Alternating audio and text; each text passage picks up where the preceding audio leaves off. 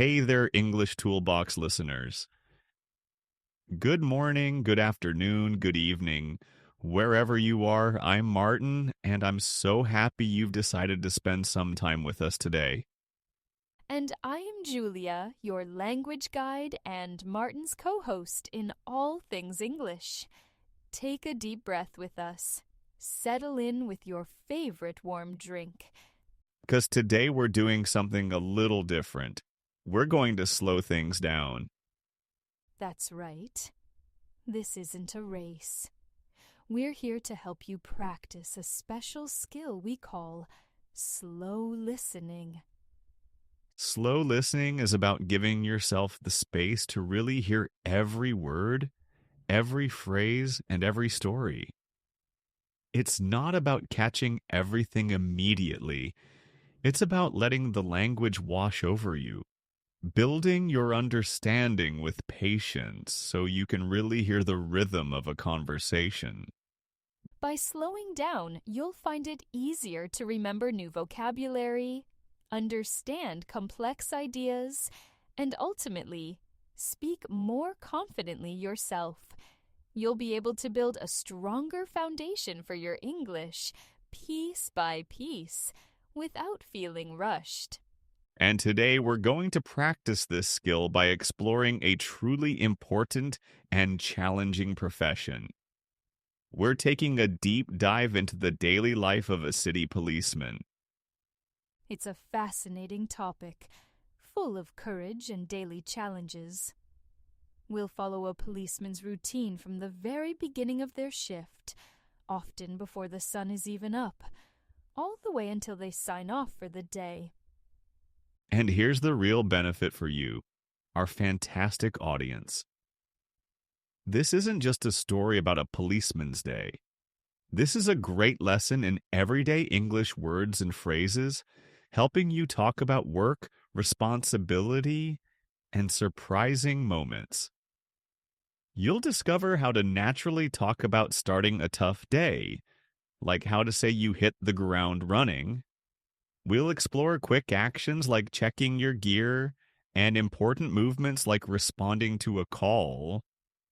You'll even learn how to describe unexpected situations with real, informal terms. By the end of this episode, you won't just know what a policeman does all day. You'll know how to talk about it with confidence and skill, armed with all the interesting words and common idioms that native speakers use. Stay tuned because this is going to be incredibly useful. Exactly. You'll hear authentic conversational patterns, perfect for boosting your fluency. And you'll gain practical, useful strategies for staying calm under pressure and understanding the fast pace of city life. These aren't just language lessons, they're life insights into a challenging and important job. And speaking of making it real, we've brought in an amazing guest today who is living that brave city life right now. Someone who truly understands what it means to protect and serve. Let's give a huge English toolbox. Welcome to our wonderful guest, Tom. Hi, everyone. I'm Tom, and I'm so excited to share my world with you all today. Being a policeman in a big city is never boring, and I'm happy to give you a peek into how I try to keep it all together and make a positive difference every day. It's definitely a job that keeps you on your toes. Amazing to have you, Tom. Your stories and insights are going to be incredibly valuable. So let's kick things off with the morning. This is arguably the most crucial period, the base that sets the mood for the entire shift. Tom, what does your typical morning look like when you're on duty, from the moment your alarm sounds? All right, so my alarm usually goes off at 5 a.m., sometimes even earlier depending on the shift. I don't really use the snooze button. You learn to get up with the first ring in this job. Once I'm out of bed, I head straight for the coffee maker. That's my first line of defense against a sleepy start. I try to hit the ground running most days because you never know what the day will bring. Hit the ground running. I love that. It perfectly captures that feeling of starting quickly and being ready immediately. It sounds like you have to be ready for anything right from the start of your day. Absolutely. There's no time to waste. After that, I usually make myself a quick breakfast, something easy like toast and eggs, and always more coffee. While I'm eating, I quickly check the news headlines on my phone to see if anything big happened overnight in the city that might affect my shift. It's important to be aware of the pulse of the city. Smart move, Tom. That's a truly proactive and careful start to the day. Keeping up with what's happening immediately gives you an edge. Do you ever have a moment to yourself before you step out the door? Or is it always go, go, go? Oh, completely. It helps set a clear mindset for the day. After breakfast, what's next on your morning plan before you head to the station?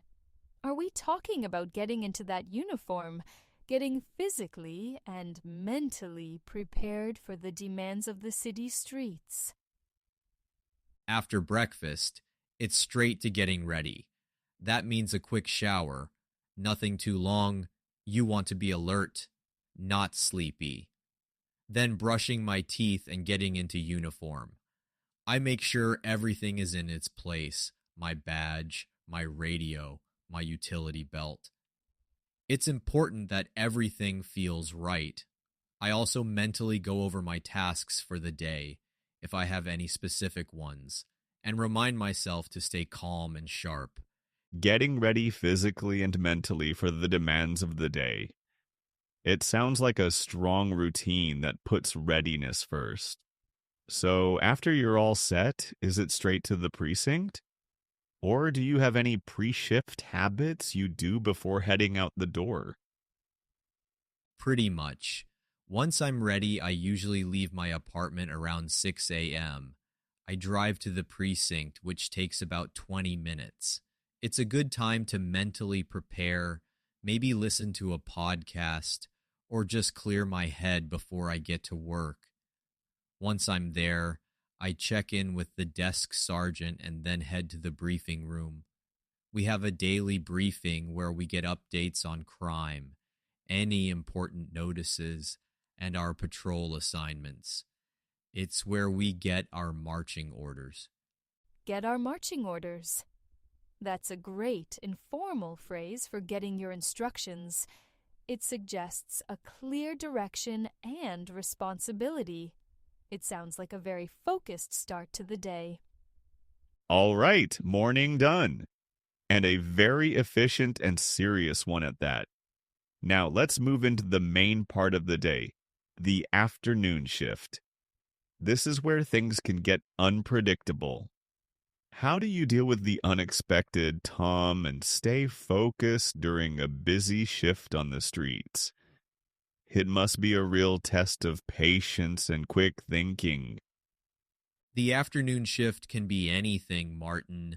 You really have to be flexible and ready for anything. My strategy involves a few key things. First, during my patrol, I always try to grab lunch when there's a quiet moment, maybe at a small diner. I try to make it something easy to eat and balanced, so I don't feel slow later. You need to stay sharp. Stay sharp. That's a brilliant, informal phrase for remaining alert and focused. It's like keeping your senses ready. We can all relate to needing to stay sharp at work. Exactly. It's crucial. Then, during my breaks, I don't just sit in the patrol car. I try to take a short walk if possible, or just stretch my legs and look around. It really helps to clear my mind and stay aware of my surroundings. Sometimes I'll chat with people on the street. Connecting with the community is a big part of the job. That's fantastic. Those small breaks are absolutely crucial to keep your energy levels and concentration up throughout the day. It's not about just sitting there, but actively resetting, right? And when you're on patrol, how do you keep that strong focus? It must be so easy to get distracted with everything going on around you in a big city. When I'm on patrol, I make sure to be constantly observant. I'm always looking at the details around me, scanning the environment for anything out of place. It's a skill you develop over time. If I get a call, I try to stay calm and follow procedure. Every situation is different, but having a clear plan helps. I stay in constant communication with dispatch and my partners. It really helps to keep things clear and safe. Constantly observant and scanning the environment.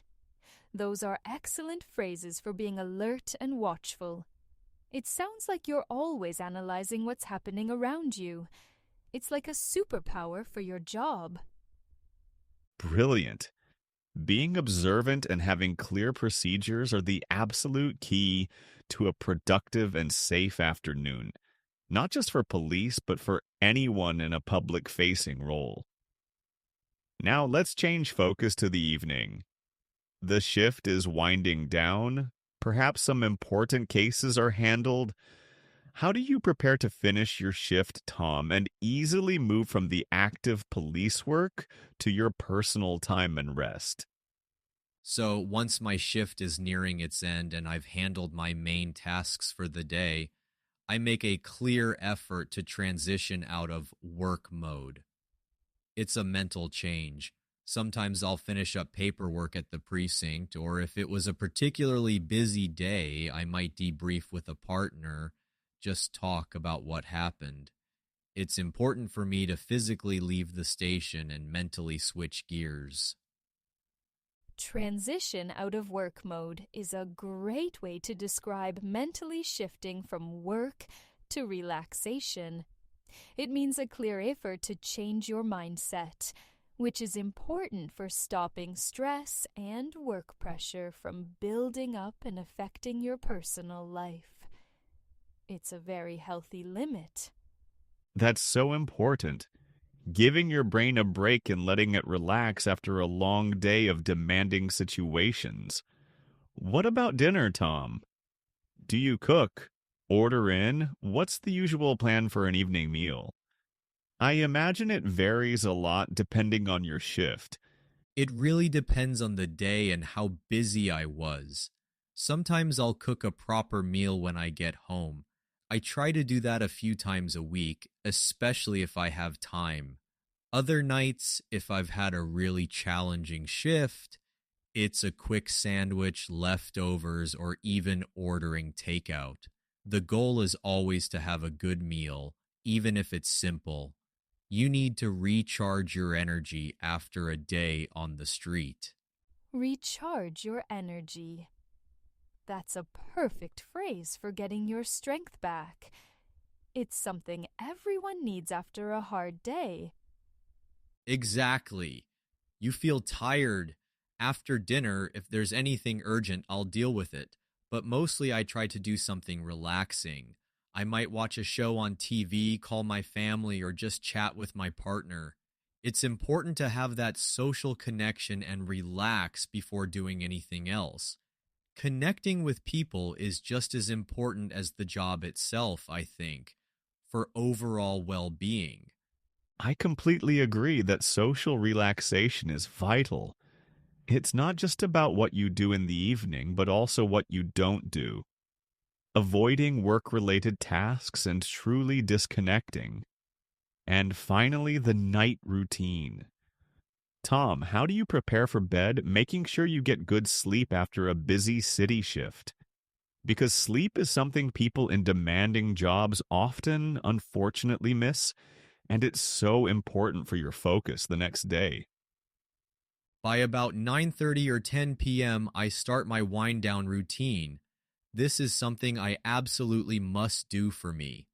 The first thing I do is turn off my TV and put my phone away from my bed. No late-night news or social media for me. Laughs. It's so tempting to just keep looking, but I know it seriously hurts my sleep quality. It's a limit I have to keep. That's discipline, Tom, and it's excellent advice. Reducing screen time before bed really tells your brain that it's time to rest. So, it's a clear physical effort to prepare for sleep, not just hoping to fall asleep quickly. Exactly. Then I'll take a warm shower to relax my muscles and calm my mind. After that, I usually read a physical book for about 20 minutes. It's so much better for my eyes and helps me feel sleepy compared to a screen. Screens just keep your brain too active and busy right before bed. A good old-fashioned book is far more calming.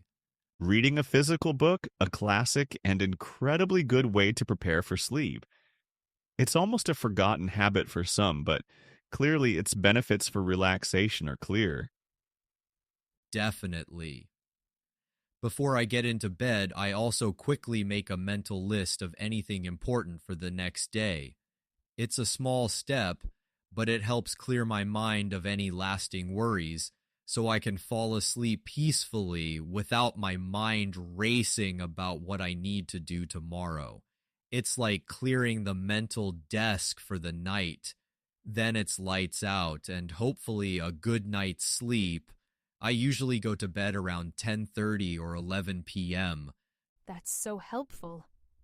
Getting those thoughts organized helps prevent that racing mind feeling when you're trying to sleep. It allows your brain to officially clock out for the day, knowing everything important is noted down. Excellent advice for anyone, really, not just police officers with demanding jobs. What a thorough, realistic, and incredibly helpful routine, Tom. From getting up with the first ring to making that mental list, you've shown us a fantastic example of a productive, balanced, and steady day in a challenging job. It sounds tough, but absolutely manageable, and you've clearly found a system that works for you. Thank you so much for sharing all these personal details and practical ideas with us. My pleasure. Happy to help, and thanks so much for having me. It was great talking about something so central to a police officer's daily life. And now for our favorite part, the moment you've all been waiting for. It's time for Julia's language lab.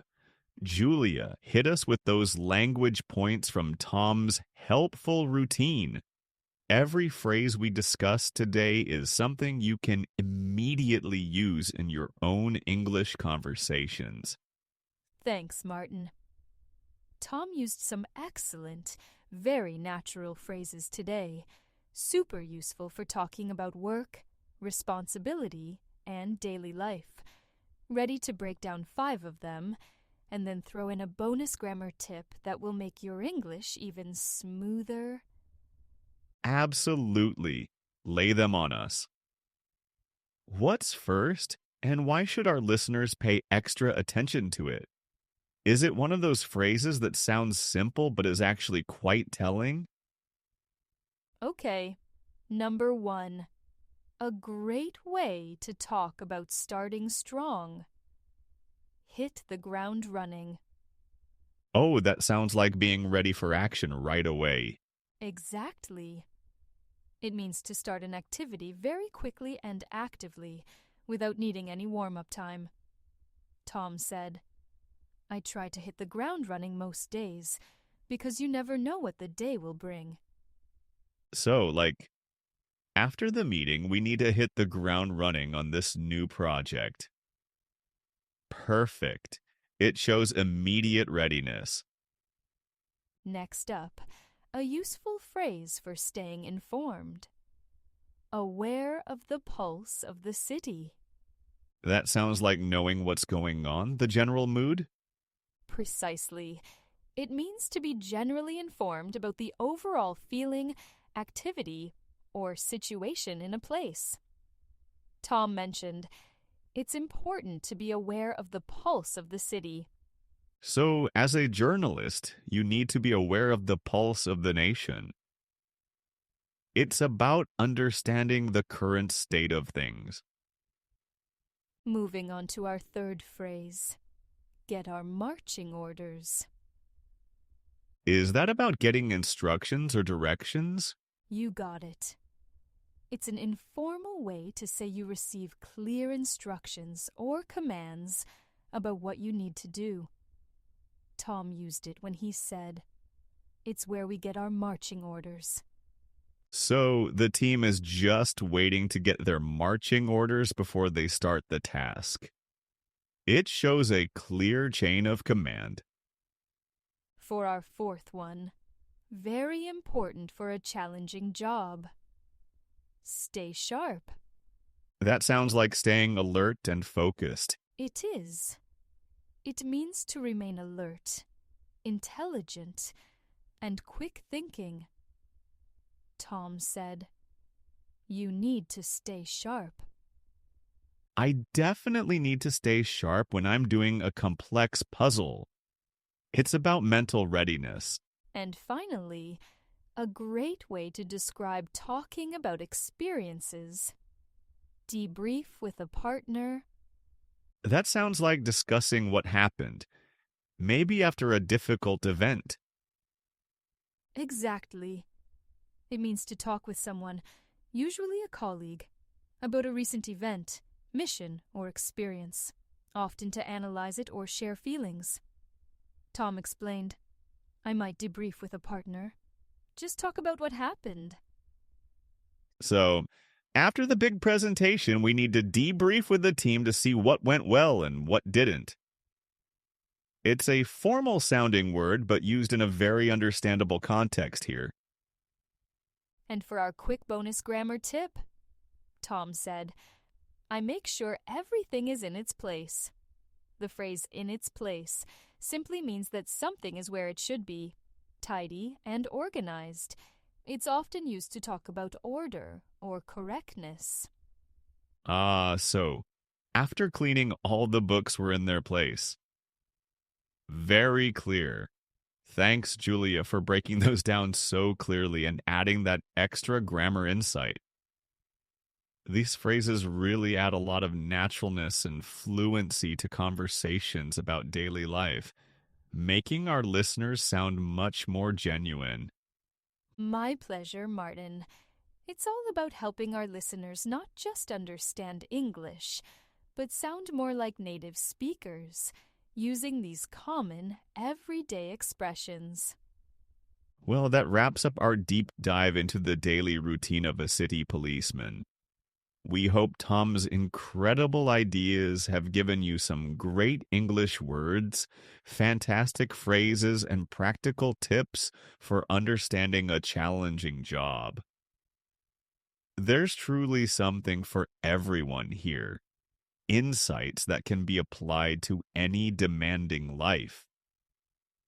Absolutely. Remember, every little step you take in managing your day, from how you prepare for work to how you relax, can lead to big changes in your focus, your stress levels, and your overall well-being.